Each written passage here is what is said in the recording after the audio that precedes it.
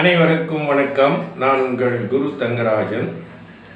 AJS அப்பா ஜோதிட சூத்திரம், ஏஜேஎஸ் ஆத்மா ஜீவா சரீரா முறையில் திருமண பொருத்தம் பார்க்க 64 விதிகள். இந்த 64 விதிகளில் பொருத்தம் பார்க்குறதுக்கு ஏன் அந்த அளவுக்கு முக்கியத்துவம் கொடுக்கணும் அப்படின்னா, இப்போ இந்த ஜாதகமே ஒரு உதாரண ஜாதகமாக வச்சுக்கலாம். இந்த பொண்ணுக்கு 22வது வயசில் கல்யாணம் ஆச்சு, 24வது வயசில் டைவர்ஸ் ஆகிடுச்சு. 22ல் கல்யாணம், 24ல் டைவர்ஸ். இவ்வளோதான் அவங்க வாழ்ந்தது 2 வருஷம்.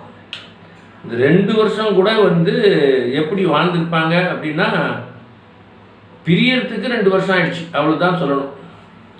அப்போ அவங்க சேர்ந்து வாழ்ந்தாங்க அப்படிங்கிறதெல்லாம் அங்கே வெறுமனே சொல்லக்கூடிய ஒரு கற்பனை தான்.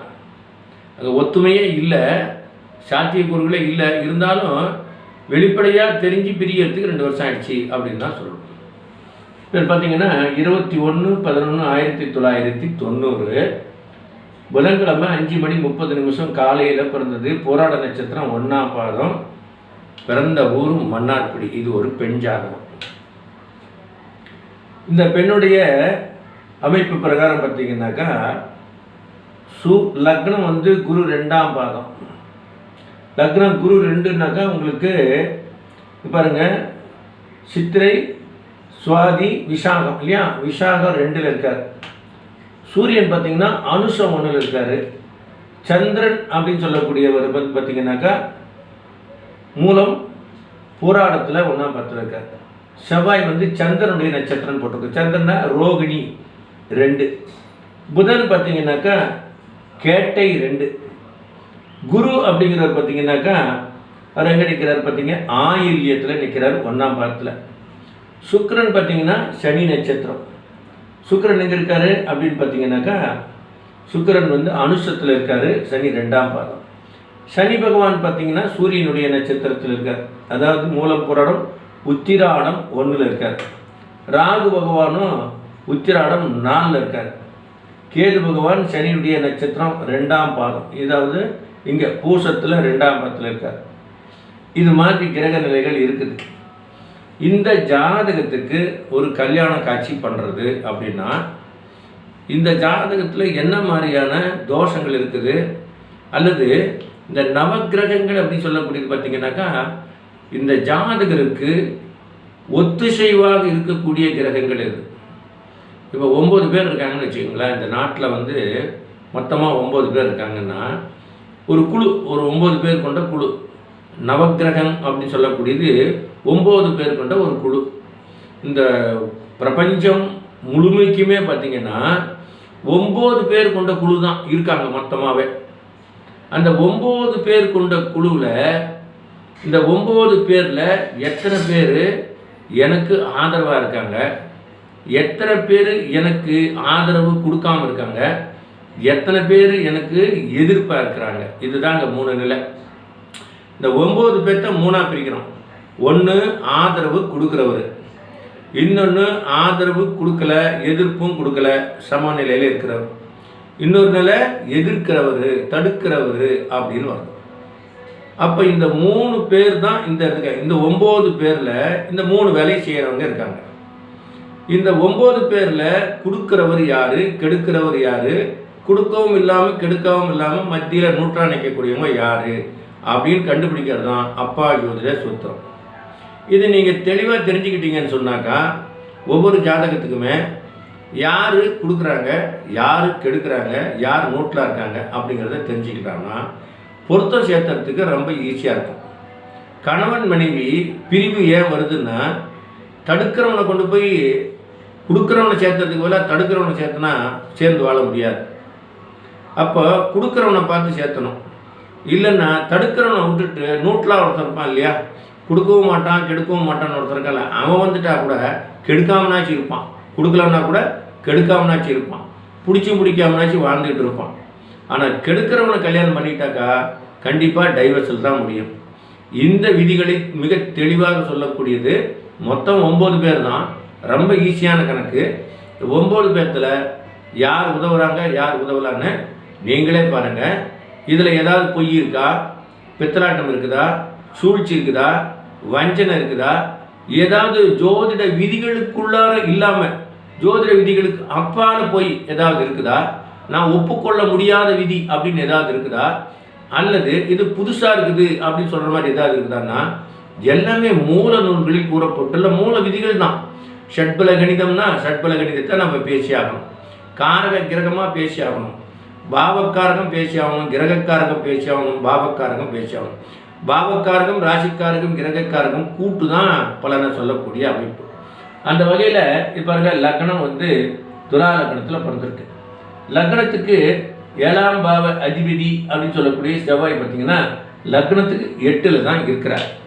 அப்போது கலஸ்தர ஸ்தானாதிபதினு சொல்லக்கூடியவர் 7ஆம் பாவாதிபதி லக்னத்துக்கு 8ல் மறைந்தார் அப்படின்னா பொதுவாக சொல்லக்கூடியது 7ஆம் பாவாதிபதி 6லோ 8லோ 12லோ மறைந்தால் கலத்திர தோஷம் உண்டாகும்.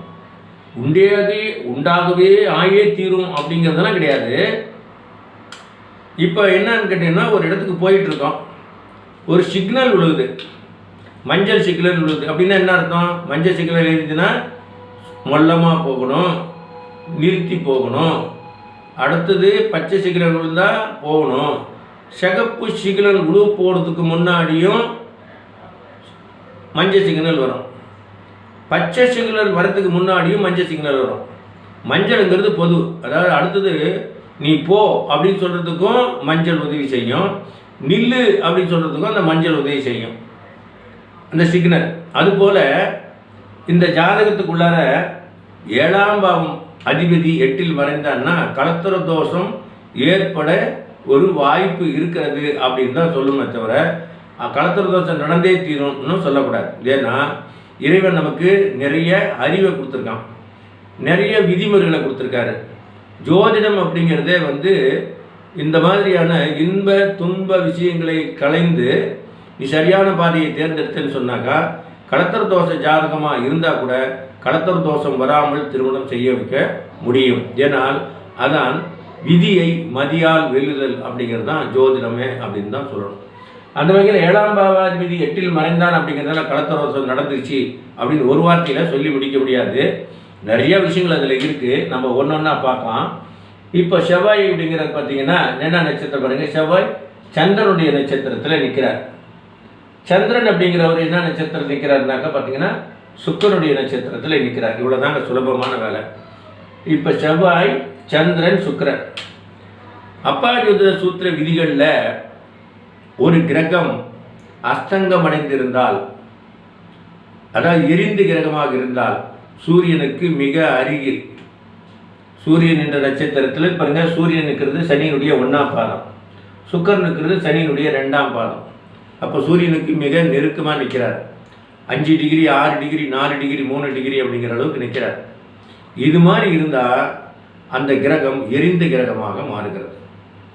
எரிந்த கிரகத்தின் சாரத்திலே எந்த கிரகமாவது இருந்தால் அந்த கிரகத்தின் நட்சத்திரத்தில் பிறந்தவரை திருமணம் செய்தால் அந்த திருமணம் ரத்தாகிவிடும். இதுதான் அப்பாஜோதிட சூத்திரம் சொல்லக்கூடிய விதி. இது முனிவர்களால் வகுக்கப்பட்டது, மூல நூல் முனிவர்களால். அஸ்தங்கம் என்பது எரிந்த கிரகம், அதற்கு சுயபலம் இல்லை. எனவே அவனை சார்ந்து ஒரு தொழிலை செய்தால் நீ ஏமாந்து போவாய், அவ்வளோதான். சுயமாக முடிவெடுத்து உன்னை செய்யக்கூடிய ஒருத்தர் இருப்பான். இவன் சுயமாக முடிவெடுத்து செய்ய முடியாதவன், அவனை நம்பி நீ களத்தில் இறங்கினா அவன் ஏமாந்து போகிறது இல்லாமல் நீ சேர்ந்து ஏமாந்து போவ. அந்த விதி தான் இதுக்குள்ளே இருக்குது. அப்போ செவ்வாய் சந்திரன் சாரம் ஏறி சந்திரன் அஸ்தங்கமடைந்த சுக்கிரன் சாரம் ஏறியதால் செவ்வாயும் சந்திரனும் உள்ளே வர முடியாது. சுக்கிரனும் தன் பலத்தை இழந்துவிட்டார். 3 பேர் போயிட்டாங்க. அடுத்தது இங்கே கேது இருக்கிறார். இந்த கேது பார்த்தீங்கன்னாக்கா இந்த இடத்துல பூச நட்சத்திரத்தில் நிற்கிறார். இந்த பொண்ணு பிறந்தது நட்சத்திரம் பார்த்தீங்கன்னாக்கா பூராட நட்சத்திரம். பூராட நட்சத்திரத்துக்கு பூச நட்சத்திரம் வேதை நட்சத்திரம். அங்கே கேது நிற்கிறார். இந்த கேது நிற்கக்கூடிய அதனுடைய திரிகோணத்தில் பார்த்தீங்கன்னா சூரியனும் சுக்கிரனும் 2 பேரும் சேர்ந்துட்டாங்க. இவர் வேதையில் நிற்கிறார் கேது.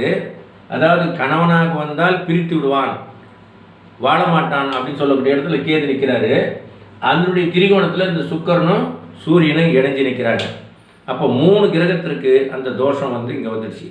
இப்போ கரண்ட்டை தொட்டவனை, கரண்ட்டை யார் தொடுறானோ அவனை சாக்கடிக்கும் இல்லையா? கரண்ட்டு தெரியாதனமாக நான் தொட்டுட்டேன் அப்படின்னாக்கா சாக்கடிக்காமல் கொடுக்காது. தெரிஞ்சு தொட்டாலும் சரி, தெரியாமல் தொட்டாலும் சாக்கடிக்க அடிக்கிறது தான். என்ன சாக்கடிச்சிருச்சு, என்னை காப்பாற்றுறதுக்காக யாராவது வந்து என்ன தொடுறாங்கன்னு வச்சுக்கோ, அவங்களும் சேர்த்து கரண்ட்டு சாக்கடிச்சிடும். சாக்கடிக்கிறது அப்படின்னா கரண்ட்டை தொட்டவனும் சாக்கடிக்கும், அவனை தொட்டவனையும் அந்த கரண்ட்டை சாக்கடிக்கும். அதுபோல் இந்த கேது அப்படிங்கிறவர் வேதை நட்சத்திரத்தில் நிற்கிறாரு. அதனால் அஸ்வினி மகம் மூலம் நட்சத்திரத்தில் கணவனாக இருப்பவன் வந்தாலும் அல்லது கேது திசை நடப்பவரை திருமணம் செய்தாலும் அந்த திருமணம் ரத்தாகிவிடும். அந்த வகையில் இங்கே சூரியனும் சுக்கிரனும் அதோடு சேர்ந்து இணைஞ்சு போயிட்டாங்க. இந்த வகையில் என்ன நடந்துச்சு அப்படின்னு பார்த்தோம்னா, இந்த பொண்ணு உத்திரட்டாதி நட்சத்திரத்தில் பிறந்தவரை கல்யாணம் பண்ணிச்சு. உத்திரட்டாதினா சனி பகவான் இங்கே இருக்கார் பாருங்க. சனி சூரியன் சாரன் நிற்கிறார். சனி பகவான் சூரியன் சாரத்தில் நிற்கிறாரு. சூரியன் பார்த்தீங்கன்னாக்கா சனி சாரத்தில். அப்போ நட்சத்திர பரிவர்த்தனை அப்படின்னு காட்டுது. ஆனால் அதுக்குள்ளார ஒரு சூட்சமம் இருக்குது. காரிய ரூபமாக ஒன்று காட்டுது, காரண ரூபமாக ஒன்று இருக்குது, சூட்சம ரூபமாக இன்னொன்று வேலை செய்யுது. என்னன்னா இங்கே பாருங்க, சனி பகவான் பார்த்தீங்கன்னா சூரியனுடைய நட்சத்திரம் 1ஆம் பாதத்தில் இருக்குது. ராகு பார்த்தீங்கன்னா சூரியனுடைய நட்சத்திரம் 4ஆம் பாதத்தில் இருக்குது. அப்போ சூரியனுடைய நட்சத்திரத்தில் 2 பேர் இருக்காங்க. ராகு இருக்கார், சனி இருக்கார். இதில் வலியவர் யாருன்னா ராகு தான் வலியவர். அப்போது இந்த சூரியனுடைய நட்சத்திரமாகிய 13.20 பாகையை இந்த ராகுவான் தன்வசப்படுத்தி கொள்வார். இதுதான் ஜோதிட விதி கூறக்கூடியது. ஜோதிட விதி என்ன சொல்லுது, இப்படி தான் சொல்லுது. அதுதான் ஷட்பல கணிதம் அப்படின்னு சொல்லுது. அப்போ இந்த ராகுவும் சனியும் ஒரே நட்சத்திரத்தில் இருக்கிறதுனால இந்த சனி பகவான் ராகுவுக்கு கட்டுப்பட்டவரே தவிர இவர் சூரியனிடம் அவர் எவ்வளவு தான் நெருங்கி பழகினாலும் ராகு தான் அதற்கு இணை கொடுக்கக்கூடியவராக இருப்பார். ஏன்னா இந்த சூரியன் சுக்கிரனோடு சேர்ந்திருப்பார். சுக்கிரன் தன்னுடைய பலத்தை இழந்து விட்டார். அதே சமயத்தில் சனிச்சாரம் ஏறினார். சனியை தொடும்போது ராகுவையும் சேர்த்தே தொடுவார். ஏன்னா ஒரே நட்சத்திரம் தான் இருக்காங்க. அப்போ ராகு தான் அங்கே வலிவராக இருக்கார். எனவே சனியை திருமணம் செய்தார். இவருடைய திருமணம் ரத்தாகிவிட்டது. ஆனால் இவர் ராகு நட்சத்திரத்தில் பிறந்தவரை திருமணம் செய்திருக்க வேண்டும் என்பதுதான் அப்பா ஜோதிட சூத்திரத்தினுடைய முடிவு. அதுபோல் இந்த ராகத்தில் யாரெல்லாம் எதிர்ப்பாக இருக்காங்க, யாரெல்லாம் ஒத்துழைக்கிறாங்க அப்படின்னு சொல்லி பார்க்கும் பொழுது, எதிர்ப்பாக இருக்கிறவங்களையும் பார்த்துட்டோம், ஒத்துழைப்பு முடியாதவங்களையும் பார்த்துட்டோம். அப்போ ராகு வந்தாக்கா ஒத்துழைப்பாக இருப்பாருன்னு பார்க்குறோம். இதுபோல் ஒரு ஜாதகத்தில் யாரெல்லாம் ஒரு கிரகத்திற்கு வசியமாகறாங்க, யாரெல்லாம் வசியம் ஆகலை, யாரெல்லாம் எதிர்ப்பாக வேலை செய்கிறாங்க அப்படிங்கிறத கண்டுபிடிச்சி பொருத்தம் சேர்த்தனா கண்டிப்பாக எந்த மாதிரியான தோஷ ஜாதகமாக இருந்தாலும், நாகதோஷமோ செவ்வாய் தோஷமோ கலத்திர தோஷமோ தார தோஷமோ அல்லது புத்திர தோஷமே இருக்கக்கூடிய ஜாதகமாக இருந்தாலும், அல்லது பிதுர் தோஷம், பித்ரு தோஷம், மாதா தோஷம் அப்படின்னு சொல்லக்கூடிய இன்னும் எத்தனை விதமான தோஷங்கள் இருந்தாலும் கூட அவற்றிற்கெல்லாம் தீர்வு தரக்கூடிய ஒரு சாவி அப்பா ஜோதிடத்தில் இருக்கிறது. அதனால் திருமண பொருத்த திறவுகோல் அப்படின்னு சொல்கிறோம். அப்போ இதில் 9 பேர் இருக்காங்க. இந்த 9 பேர்த்தில் 8 பேர் நமக்கு ஒத்துழைக்காவிட்டாலும் கூட நிச்சயமாக ஒருவர் நமக்கு ஒத்துழைப்பார். இறைவன் அப்படி தான் இயற்கையை அமைத்திருப்பார். எல்லா கதவுகளையும் மூடமாட்டார். ஏதேனும் ஒரு கதவை அந்த பூட்டை உனக்கு கொடுத்திருப்பார். அந்த சாவியை சரியாக திறந்தால் திருமண பொருத்தம் சரியாக அமைந்து வாழ்க்கை நன்றாக அமையும். இறைவன் கொடுத்த வரம் அப்பா ஜோதிட சூத்திரம் ஆத்மா ஜீவா சரிதான்.